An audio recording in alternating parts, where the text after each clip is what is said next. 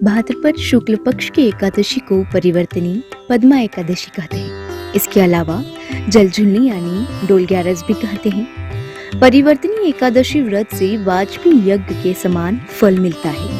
पापियों के पाप नाश करने के लिए इससे बढ़कर कोई उपाय नहीं है। जो मनुष्य इस एकादशी के दिन श्री विष्णु के वामन रूप की पूजा करता है उससे तीनों लोग पूज्य होते हैं। अतः मोक्ष की इच्छा करने वाले मनुष्य इस व्रत को अवश्य करें।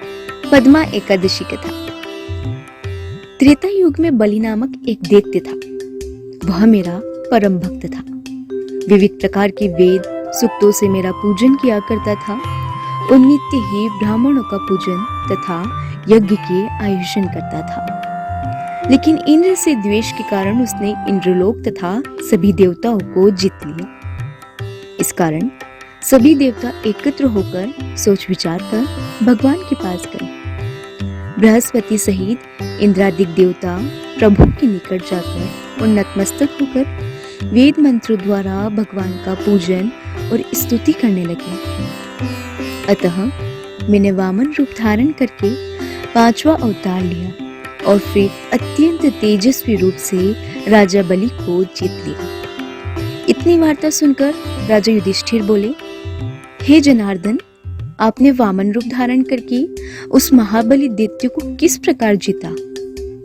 श्री कृष्ण कहने लगे, मैंने बलि से 3 पग भूमि की याचना करते हुए कहा, ये मुझको 3 लोक के समान है और हे राजन, ये तुमको अवश्य ही देनी होगी। राजा बलि ने इसे तुच्छ याचना समझकर 3 पग भूमि का संकल्प मुझको दे दिया और मैंने अपने त्रिविक्रम रूप को बढ़ाकर यहाँ तक कि भूलोक में जंघा, स्वर्गलोक में कमर, महलोक में पेट, जनलोक में हृदय, यमलोक में कंठ की स्थापना कर सत्यलोक में मुख, उसके ऊपर मस्तक स्थापित किया। सूर्य, चंद्रमा आदि सब ग्रहगण, योग, नक्षत्र, इंद्रादिक देवता और शेष आदि सब नाग गणों ने विविध प्रकार से वेद सूक्तों से प्रार्थना की। तब मैंने राजा बलि का हाथ पकड़कर कहा, हे राजन, एक पद से पृथ्वी, दूसरे से स्वर्गलोक पूर्ण हो गए। अब तीसरा पग कहाँ रखूं? तब बलि ने अपना सिर झुका लिया और मैंने अपना पैर उसके मस्तक पर रख दिया, जिससे मेरा वह भक्त पाताल को चला गया। फिर उसकी विनती और नम्रता को देखकर मैंने कहा कि हे बलि, मैं सदैव तुम्हारे निकट ही रहूंगा। विरोचन पुत्र बलि से कहने पर भाद्रपद शुक्ल एकादशी के दिन बलि के आश्रम पर मेरी मूर्ति स्थापित हुई। इसी प्रकार दूसरे क्षीरसागर में शेषनाग पर हुई।